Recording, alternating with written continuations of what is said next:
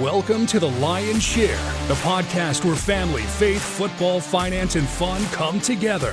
Join Mitch Lyons, former NFL player turned financial pro, as he shares insights and stories from his unique journey.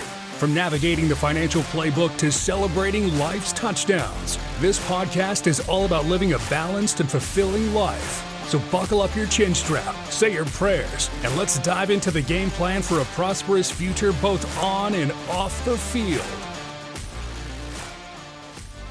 And welcome to the Lyons Share podcast. This is your host, Mitch Lyons, with your weekly episode of Lyons on Lyons. Today we take a look at Week 4 in the NFL and the Lions' big victory over the Cleveland Browns, 34-10. Thought this was a pretty good game overall. It felt a little clunky at times. But in the NFL, a win is a win is a win. As we saw around the league, a lot of teams getting knocked off, some more unceremoniously than others. But the Lions get it done against a Cleveland Browns defense. That was the number one defense coming into the game, and we were still able to hang 34 points on them. So all in all, a good victory. The defense looked solid, although, again, for the fourth straight game, it gave up a opening drive touchdown, which is a bit of a concern. I'd like to see them come out and set the tone earlier. But from that point forward, it was really lights out. They shut down Joe Flacco and the Browns and really didn't let them get a whole lot going. Offensively, a little bit clunky, like I said. We were really targeting Jameson Williams a lot. It just seemed like he and Jared Goff were not quite on the same page a number of times. Finally got a couple connections later in the game, but there were some opportunities there that I thought, for whatever reason, either Goff was off or maybe J-Mo was just not doing quite what he thought. But they had some opportunities and just was a little clunky. But again, as always, Amon-Ra stepping up, 7 catches, 70 yards, 2 touchdowns. Guy's just money. He's one of the most solid, consistent players I've ever seen in the NFL. Tough, plays every play, whether it's a run play, pass play, like it's the most important one, which is how you got to play to win football games. And he does it, and he's a great leader on that team. I thought Jared Goff was pretty efficient. It wasn't the usual 80% Jared Goff that we typically see. But again, the Cleveland Browns is no ordinary defense. I thought we did a good job against Myles Garrett, keeping him off of Jared Goff, keeping him pretty clean, not touched a whole lot, which was important. And, you look around the league and, winning a game is not easy to do in the NFL. You saw the San Diego Chargers get knocked off by the New York Giants with a rookie quarterback. You see the Ravens go out to Kansas City, going to 1-3 when the Chiefs just unleash on them offensively. So, you just, week to week, you can only play who's on your schedule. You don't have to make apologies for who you've played. You saw the Colts, go out to L.A. playing really, that was the knock on them, that they hadn't really played anybody. And they go out there and they have a pretty doggone good game against the Rams and then fumble a touchdown, crossing the goal line on a big play and then give up an 88-yarder at the end to Tutu Atwell. So it is not easy to win a game in the NFL. So every single week, you've got to be ready to play. You can't take anybody for granted. You've got 53 players that are all pro football players on that other team. So you play who's on the schedule that week. And after that debacle in Week 1 in Green Bay, Detroit has played very, very well. I'm looking forward to this week. I'm actually going down to the game in Cincinnati, so that's going to be exciting. I'd hope to see Joe Burrow, but obviously he's out for an extended period of time, which makes this game look very, very winnable for the Lions. As you looked at that schedule to start the season, everybody was, woe is me, toughest record on the road of anybody. We're not going to be able to duplicate our record last year.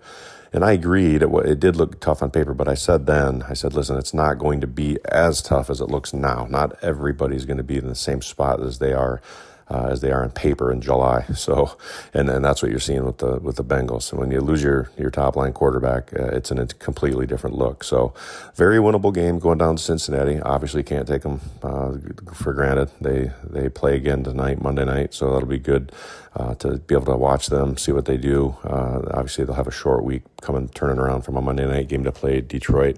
It's going to be hot down there, calling for temperatures in the high 70s.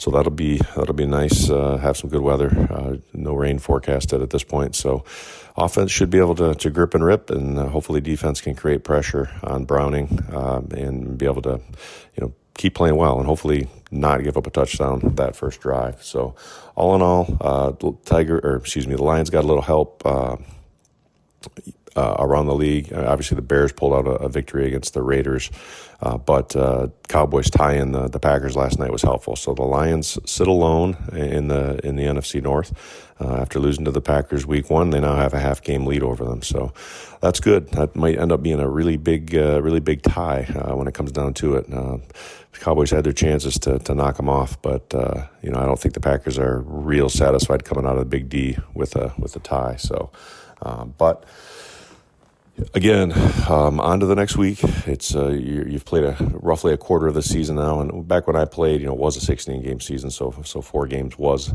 kind of was the quarter of the season, and we always kind of broke it down into quarters, right? And you said if you can win 3 out of 4 every quarter, at that point it's going to give you 12 wins. You're going to be in the playoffs. You're going to have a pretty good seed in the playoffs. With the Lions, kind of the same deal, right? They're 3-1. They've had a couple tough road games. They split them with Baltimore and Green Bay, and they're 3-1 on top of the division, so you move into the next phase. Let's play these next 4 and see what we can do. And I think what we're going to find is this team's pretty doggone good.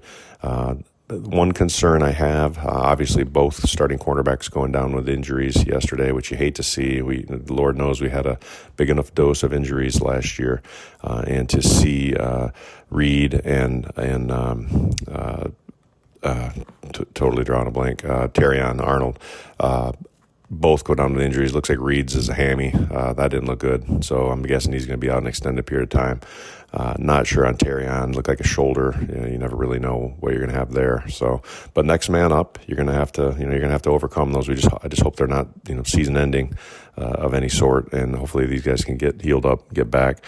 Guys like Amik Robertson and some Robertson and some of the other guys are going to step up and fill that gap. In the meantime, one thing I did love yesterday was Jack Campbell's play, and the linebackers all around. I thought Anzalone, Barnes, and especially Jack Campbell looked really good. Campbell he's a high energy, 100 miles an hour sideline to sideline guy, and he made a couple big plays on running guys down to either keep them from crossing the sticks or keeping them in bounds and making bigger plays. And so we continue to need that. Hutch, obviously, with a couple sacks, which is great. A lot of pressures, more importantly. I mean, you don't always get the sack, but if you can create pressure, make the quarterback uncomfortable, that's a huge thing, and it helps everybody on the D. So that's why he's so critical to their success. So it's good to see him rolling along. He's got 4 sacks through 4 games, and hopefully he can get a couple more this weekend. That's what we're looking forward to. So, hey, listen, if you like this podcast, feel free to subscribe, please, and like, and tell folks about it. I love talking about the Lions. Hopefully this will be finally the Super Bowl run. So take that ride with me every Monday, and I look forward to keeping up with the Detroit Lions, the Honolulu and Blue, and we'll talk next week. See ya. Thanks again from the Lions Share podcast. And as always, our sponsor is Mitch Lyons Wealth. Go to MitchLyonsWealth.com to find out how you can protect, grow, and win retirement. Thank you for joining another episode of the Lions Share. We hope you found value in our discussions on family, faith, football, finance, and fun. Don't forget to subscribe and leave a review if you enjoyed the show. Connect with Mitch on all social media platforms at MitchLyonsWealth.com. Until next time, remember to protect your wealth, cherish your loved ones, and live life to the fullest.